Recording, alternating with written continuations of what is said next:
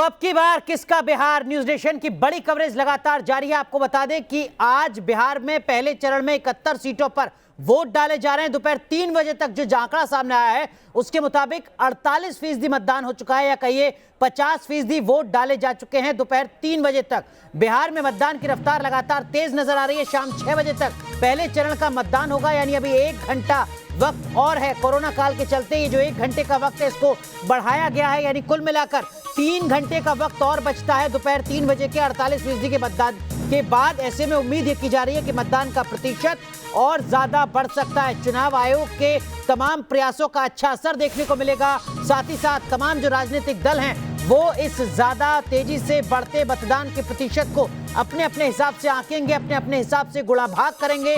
ज्यादा मतदान अगर होता है तो वो किसके खेमे के हिसाब से बेहतर हो सकता है, इसको लेकर हर राजनीतिक दल, हर राजनीतिक खेमे के अपने समीकरण होंगे। लेकिन इस वक्त की बड़ी खबर अब आपको बता रहे हैं, दोपहर 3 बजे तक लगभग 50% मतदान हो चुका है। 5 तस्वीरें आपके सामने बिहार के अलग अलग हिस्सों की, लखीसराय और गया के साथ साथ अलग अलग हिस्से हम आपको दिखा रहे हैं जहां पर आज वोट डाले गए हैं। बिहार के पहले चरण के लिए वोट डाले गए हैं। बिहार के 16 जिले की 71 विधानसभा सीट जहां पर वोट डाले जा रहे हैं। 6 बजे तक का वक्त है वोट डालने का। इन 71 सीटों पर पहले भी आरजेडी और जेडीयू में जो घमासान है वो काफी ज्यादा देखा गया है 2015 के विधानसभा चुनाव में। लेकिन अगर 2015 के लोकसभा 2014 के और पिछले लोकसभा चुनाव को देखें तो यहां पर आरजेडी एक कड़ी चुनौती लगातार पेश करती रही है। लेकिन बिहार चुनाव में पीएम मोदी ने एक बार फिर विपक्ष पर निशाना साधा है।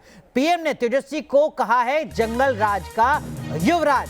बिहार में जंगल राज के युवराज से विकास की उम्मीद नहीं की जा सकती। ये सीधा हमला यहां पर नरेंद्र मोदी ने किया है। प्रधानमंत्री नरेंद्र मोदी ने तेजस्वी यादव पर सीधा हमला बोला है। जंगल राज का युवराज उन्हें पुकारा है, ये कहते हुए कि लालटेन के अंधेरे से अब बिहार बाहर निकल चुका है।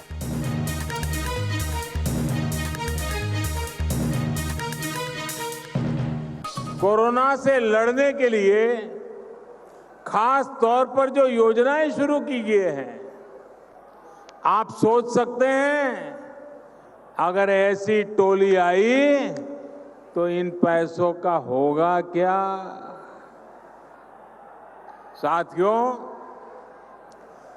जंगल राज के युवराज, जंगल राज के युवराज बिहार की जनता की, और मैं मानता हूं ये जंगल राज के युवराज से बिहार की जनता पुराना ट्रैक रिकॉर्ड के आधार पर और क्या अपेक्षा कर सकती है। चलिए सीधा रुख करते हैं अब पटना का। हमारे 2 सहयोगी हमारे साथ जुड़ रहे हैं, विद्यानाथ झा और राकेश पांडे, जो लगातार बिहार की हर विधानसभा सीट पर पहुंचकर आपको बता रहे हैं कि मतदाता के जहन में वो कौन से मुद्दे हैं जिसको दिमाग में रखकर वोटर अपने घर से निकला है वोट डालने के लिए। लेकिन सबसे पहले विद्या, आपसे समझने की कोशिश करेंगे, अगर दोपहर 3 बजे तक 48% के आसपास मतदान होता है और 3 घंटे का वक्त और बचता है वोटिंग के लिए, यानी कुल मिलाकर मतदान बिहार में इस बार ज्यादा होने जा रहा है, ये कम से कम तय मान लिया जाए। जी बिल्कुल अनुराग, इसको तय मानिए, क्योंकि देखिए शुरुआती दौर में शुरुआती जो घंटे थे उसमें मतदान थोड़ा सा कम हुआ था, लेकिन बाद में मतदान अगर 3 बजे तक 48% मतदान हो जाता है, 48% लोग निकल जाते हैं वोट डालने के लिए, तो इसका मतलब ये हुआ कि अभी कुछ घंटे बाकी है, उसमें अच्छा खासा मतदान होगा। अब शाम का वक्त हो चुका है, धूप नहीं है, तो लोग अपने घर से बाहर निकलते हैं इस वक्त और पहुंचते हैं मतदान देने के लिए। लेकिन एक चीज है अनुराग जिसका जिक्र आप कर रहे थे अपनी रिपोर्ट में, हमने दिखाया भी कि आज प्रधानमंत्री नरेंद्र मोदी जब बिहार पहुंचे, उन्होंने जब रैली को संबोधित किया यहां पर मुजफ्फरपुर में, तो एक नई बात और एक नया एक विवाद वो छेड़कर चले गए कि जंगल राज का युवराज, यानी कि ये नाम दिया है। नाम तो उन्होंने नहीं लिया है, लेकिन एक तरीके से सीधे सीधे उन्होंने कह दिया है राकेश कि अब ये जंगल राज का युवराज जो है वो कौन है, तेजस्वी यादव है। तो तेजस्वी यादव को उन्होंने निशाने पर लिया और याद दिलाने की कोशिश कर रहे हैं वो 15 साल जो लालू यादव जब मुख्यमंत्री थे और राबड़ी देवी जब मुख्यमंत्री थी। बिल्कुल निश्चित तौर पर आखिरी चरण में जब पहले चरण का चुनाव प्रचार गया तो बीजेपी और एनडीए ने अपनी पूरी ताकत झोंक दी वोटर्स को यह समझाने में कि अगर खुदा न खास्ता तेजस्वी सरकार में आ जाते हैं, अगर विपक्षी दल को, महागठबंधन को अगर सत्ता बनाने का, सत्ता में जाने का मौका मिल जाता है तो याद करिए वो 15 साल जब किडनैपिंग एक बिजनेस बन गया था, जब अपराध बहुत ज्यादा बढ़ गया था। मैं बख्तियारपुर में था, मनोज तिवारी वहां पर रैली करने पहुंचे थे, उन्होंने भी यही बात बोली। जो तमाम बड़े नेता हैं पहुंच रहे हैं वो लगातार जनता को, बिहार की जनता को इस बात का एहसास दिला रहे हैं कि अगर आप तेजस्वी यादव को वोट देते हैं तो जंगल राज वापस आ सकता है।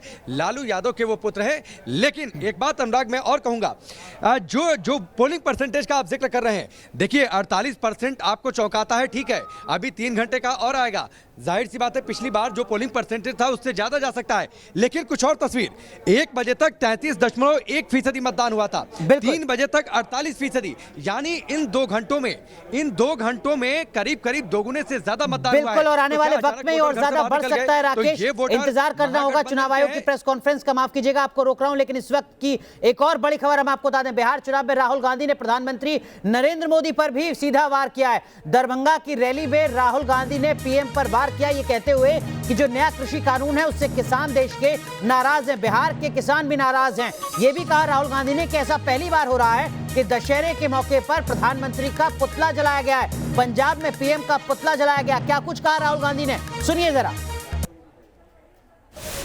पंजाब में रावण, मेघनाथ और कुंभकर्ण को नहीं जलाया गया, देखा आपने?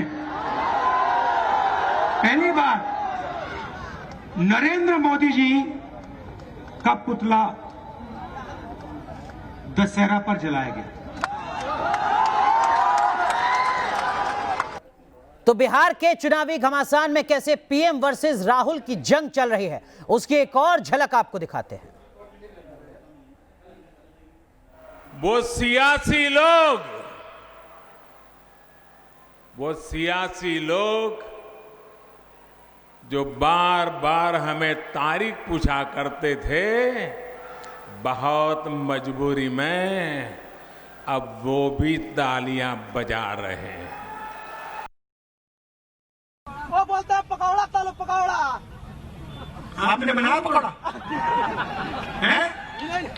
अगली बार आएंगे तो पकौड़ा बना के मोदी जी को, नीतीश जी को थोड़े खिला देना। हम लोग बीएससी का पकौड़ा नहीं। तो आरोप प्रत्यारोपों का सिलसिला लगातार जारी। एक बार फिर रुक करते हैं पटना का। हमारे सहयोगी लगातार हमारे साथ बने हुए। राकेश, आपने पहले चरण की कई विधानसभाओं को कवर किया है। इस वक्त जब बिहार का मतदाता वोटिंग लाइन में लगा हुआ है वोट डालने के लिए, किस तरीके के मुद्दे उसके जहन में हैं? लोकल मुद्दे या राष्ट्रीय मुद्दे?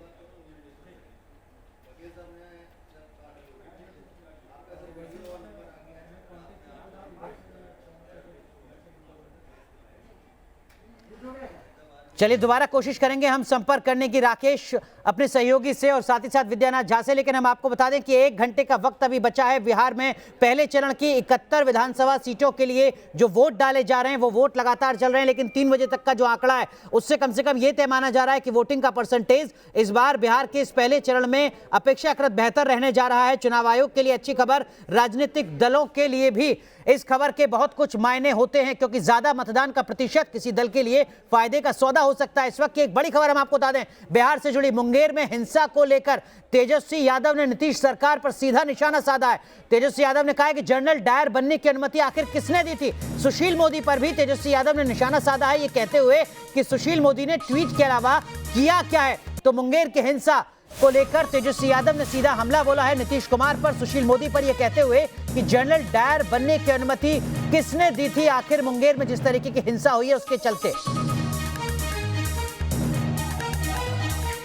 हम तो जानना चाहते हैं कि ट्वीट के अलावा सुशील मोदी जी ने क्या किया है और जनरल डायर बनने की अनुमति किसने दी। हम राज्य सरकार के गृह मंत्री से, राज्य के उप मुख्यमंत्री बीजेपी के नेता से पूछना चाहते हैं कि जनरल डायर बनने की अनुमति किसने दी। तो सीधा हमला यहां पर तेजस्वी यादव कर रहे हैं नीतीश सरकार पर। नीतीश कुमार से सीधे सवाल यहां पर तेजस्वी यादव ने पूछे कि जनरल डायर बनने की इजाजत आखिर किसने दी थी मुंगेर की हिंसा के लिए, आखिर दोषी कौन है? सीधा सवाल यहां पर सुशील मोदी से भी तेजस्वी यादव पूछ रहे हैं कि सुशील मोदी ने सिर्फ सोशल मीडिया पर सक्रिय रहने के अलावा और किया क्या? मुंगेर की हिंसा का आखिर दोषी कौन है? ये सवाल यहां पर तेजस्वी यादव ने खड़ा किया है। पहले चरण के लिए वोट डाले जा रहे हैं। मुंगेर की इस हिंसा का असर पहले चरण की वोटिंग पर भी देखा गया है। आज कुछ इलाकों में चुनाव बहिष्कार की बात तक कही गई, लोगों में नाराजगी भी देखने को मिली है। आपको बता दें, क्या रुक रहे हैं कुछ देर के लिए, लेकिन आगे बढ़ने से पहले आपको यह भी याद दिला दें कि बिहार चुनाव पर हमारी स्पेशल कवरेज में शाम 6 बजे जरूर देखिएगा बेगूसराय और खगड़िया से क्या है जनता का मूड। आपको बता दें, बिहार चुनाव से जुड़ी आज की एक और बड़ी खबर, यह खबर गया से आ रही है। गया में मंत्री प्रेम कुमार के वोटिंग को लेकर विवाद शुरू हो गया। दरअसल में बीजेपी के फटका और मास्क के साथ वोटिंग करने के लिए गए थे प्रेम कुमार। आचार संहिता तोड़ने पर गया में प्रेम कुमार के खिलाफ केस दर्ज किया गया है। सोशल डिस्टेंसिंग का ध्यान तो जरूर रखा है यहां पर प्रेम कुमार ने, लेकिन आचार संहिता का कहीं ना कहीं उल्लंघन किया है। सीधा रुख करते एक बार फिर पटना का हमारे सहयोगी राकेश पांडे और विद्यानाथ झा हमारे साथ जुड़े हुए। राकेश, जो सवाल आपसे पूछना चाह रहा था, आपने लगातार कई विधानसभाओं को कवर किया है, क्या लोकल मुद्दों पर मतदाता इस वक्त कतार में खड़ा हुआ है वोट डालने के लिए, या राष्ट्रीय मुद्दे भी अपना असर छोड़ रहे हैं? नहीं, देखिए, जितने लोगों से हमने बातचीत की और मुझे लगता है जितने लोगों से विद्या ने भी बातचीत की है, लोग नौकरी को सबसे ऊपर रखकर चल रहे हैं। लोगों के लिए बेरोजगारी सबसे बड़ा मुद्दा है। कई जगहों पर लोग ये कहते सुने गए, ठीक है सड़क थोड़ी टूटी फूटी हो सकती है, चल सकता है, घर में 2 घंटे बिजली नहीं आएगी, चल सकता है, लेकिन अगर पेट भरना है तो नौकरी चाहिए, रोजगार चाहिए। कई सारे मजदूर ऐसे मिले जो लॉकडाउन के दौरान बाहर से भाग कर आए थे, किसी तरीके से वो बिहार पहुंचे थे, वो ये कहते सुने गए थे किसी तरीके से कोई छोटी मोटी कंपनी आ जाए, कुछ काम मिल जाए तो हम अपना गुजारा यहीं पर कर लेंगे, हम बाहर जाना नहीं चाहते हैं। विद्या, मुझे लगता है कि ये पहली बार है बिहार की सियासत में जब नौकरी बेरोजगारी सबसे बड़ा मुद्दा है। बिल्कुल, बेरोजगारी का मुद्दा इतना बड़ा हो गया है कि युवा अब कह रहे हैं कि वो एक बार कम से कम तेजस्वी को मौका देना चाहते हैं। लेकिन एक बड़ी बात राकेश, जो लोगों से बात करने पर हमें समझ में आई कि लोग अब ये समझ चुके हैं कि अगर आप जुमला करेंगे, अगर आप ऐसी बात करेंगे, ऐसा वादा करेंगे जो पूरा नहीं किया जा सकता है, तो फिर अगले 5 साल के बाद आपको ये जवाब मिल जाएगा। लोगों ने साफ साफ अनुराग कहा हम लोगों से, देखिए हम अगर किसी नए व्यक्ति को, किसी नए चेहरे को चुनेंगे भी तो सिर्फ 5 साल के लिए चुनेंगे। अगर 5 साल में उसने अपने वादे पूरे कर दिए, बिल्कुल, फिर से हम उसको मौका दे सकते हैं। जाहिर सी बात है, यही जमहूरियत की खूबसूरती भी है कि नेताओं पर भी दबाव बना रहता है। आप दोनों को रोक रहा हूं, माफ कीजिएगा। आप लगातार अपनी रिपोर्ट भेजते रहिए, हर अपडेट आपसे पूरा देश न्यूज नेशन के दर्शक लगातार देख रहे हैं, बिहार से जुड़े समझ रहे हैं। रुक रहे हैं यहां पर कुछ देर के लिए।